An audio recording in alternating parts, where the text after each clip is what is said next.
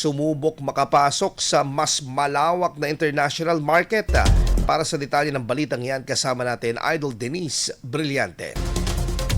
104.7 IFM Report.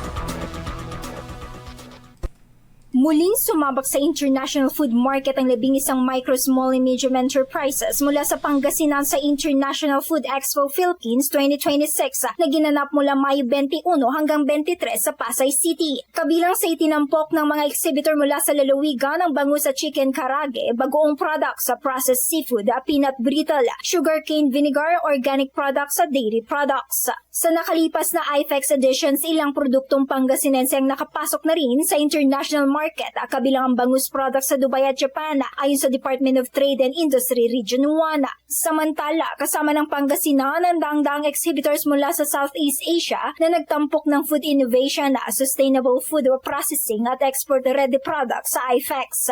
Ayon sa pamahalang panlalawigan, pinangunahan naman ito ng Provincial Economic Development and Investment Promotion Office sa ilalim ng Project Abahonda na sinimula noong 2023 para sa market access ng mga lokal na produkto sa lalawigan.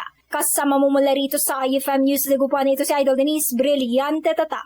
IFM IFM News. IFM News. IFM News.